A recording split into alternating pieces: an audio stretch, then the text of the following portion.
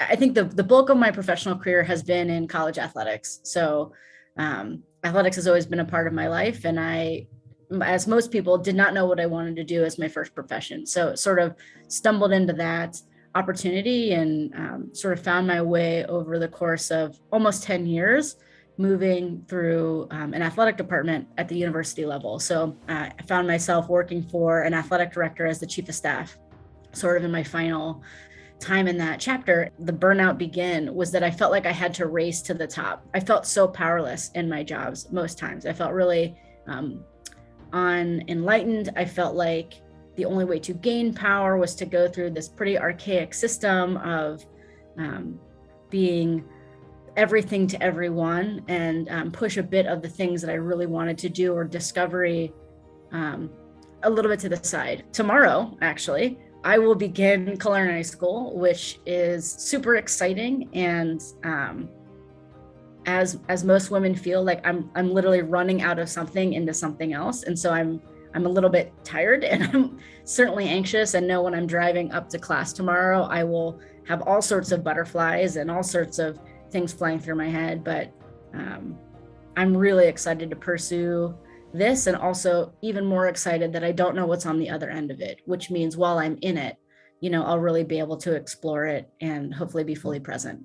I'm sure you found yourself in a position where you thought that you were totally qualified for a job, and you would wake up on every Thursday and be like, what the heck am I doing? Where I just found the burnout begin was that I felt like I had to race to the top, and I felt so powerless in my jobs most times. I felt really unenlightened. I felt like the only way to gain power was to go through this pretty archaic system of being everything to everyone and push a bit of the things that I really wanted to do or discovery a little bit to the side. I just felt like if I wanted to continue to rise, it just wasn't worth the life and the energy that was draining out of me, and had a bit of an identity crisis. And being of the age that I am, I really felt like, oh, I'll just take time off. I'll do a little bit of traveling. I know you love this. I'll go to the proverbial mountaintop, and I'll just sit there and something will come to me. My inspiration, my passion will just strike me, with just great insight. And so I sat and I waited, and then the pandemic hit. And so, that brought a wonderful time of pause for everybody. And that time was really important as I continued to think about the things that I wanted the most. And I am an energetic person and would rather be in motion than still. And so that was helpful to give some discipline and some boundaries around just being still. So I wanted to give that a shot because it was also something I'd never done. I think the second thing is I hired a life coach and a business coach. I don't think that while I'm capable of a lot of things, the way that I process is best done through engaging with somebody else. Because if I just sit in my own thoughts, it just spirals and it gets ugly. And then it really becomes unproductive in a way where I wanted a specific goal reached around what do I think I want to do for a career versus I just need to find some healing. I need to sort of clarify my thoughts around bigger things. So that was really helpful. And just having those conversations really helped me solidify hearing it from other people, oh, that's what it is. Or, that's sort of the underlying issue. All of a sudden I got a call from a friend who was interested in starting a technology software company. He had never done it. I had never done it, but we had previously worked together.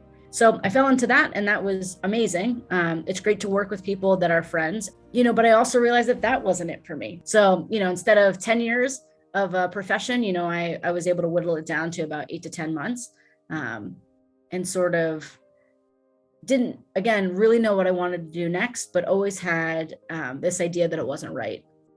So then again, I sort of go back through my Rolodex of things that I think continue to capture my attention, things I enjoy doing, and sort of continue to come across this idea of cooking school. And cooking for me has always been, I can't say a lifelong interest, because I don't think that would be right, but I think service industry has always been really intriguing to me. I am a creative, and so I'm someone that has to make something out of nothing, and that feels really satisfying. And cooking really does that. And there's a lot of creativity that can be involved. I can be pretty, spontaneous. I can, kind of do whatever I want. And like the mess that I make is the mess I clean up. And all of those things felt like, oh, when I've had struggle in other jobs, like those are things that I haven't been able to control. And that's where I continued to sort of find frustration. So I took a risk and I decided to apply to culinary school without telling my boss at the time, and ended up getting in. And then we're faced sort of with this dilemma, like, is there a way that I need to have this professional career doing this startup and go to culinary school, or is it time to just sort of lay everything else aside and let my centered self come up front and be most focused on that? And that's basically what I've decided. Really hard, really, really hard to make that decision. But putting myself again, like centered in this, like, what do I want out of this? Not what do I need in a given moment, but what do I want? It's pretty heart shifting. I was just going to say, like, I think one thing that I really got caught in a really sticky web in is like, I'm capable of doing a lot. Like what we as women think and what we as women are capable of a lot of things, because life just asks us to do that and be very multifaceted. So the fact when you have a job position in front of you or a trajectory that you can see, like, of course you're capable of doing it. Like, absolutely. But that's not the question when it comes to trying to find something that gives you that life. And I think that is the hardest thing to separate yourself from. We only have a finite amount of energy in any given day. And I think what you decide to give that energy to, or how you sort of recuperate that energy, becomes really important. You might not necessarily go from like a job that was great and stable and good to like the absolute perfect job, but the journey between that and where you really want to be, like, is not that terrifying. Like the distance to fall, the distance to fail is really, really low. And I think that most women have so much responsibility or so many things that are on their mind that they feel like, if I leave this, the floor is going to come out. But in reality, that's just not the case. Because we are capable of doing a lot and we do a lot anyway, and we generally don't put ourselves first, like, leave now and go and begin that process towards really what you want to do as soon as you can, because what you're doing right now is delaying the inevitable and taking away from some level of energy that you can have for better and future planning. And, the investment of a business coach or a life coach feels potentially a lot up front, but if you want to go lose weight, or if you want to improve sleep, like, you're willing to drop a lot of money for better nutrition, maybe even a fitness coach, maybe you're buying a new mattress, like maybe you're buying like a fancy foam topper. Like, if you want to put, if a monetary value is what you need to put it on, think about some sort of hobby that you've wanted to pick up and how much money you ultimately had to spend for that.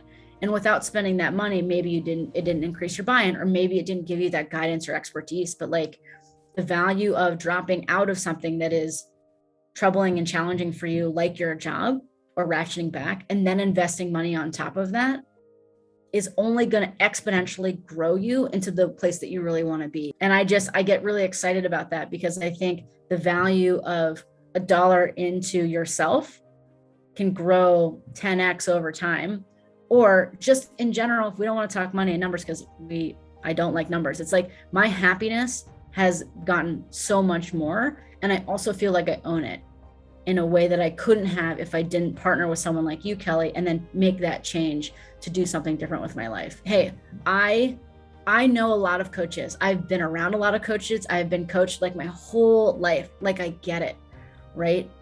There's a lot of good ones and there's a lot of bad ones. And I can confidently say, like, with my entire being, that like Kelly Clendenning is an unbelievable coach that is not only supportive with the things that you want, but like you truly exist, and your business truly exists to help people get to that next level.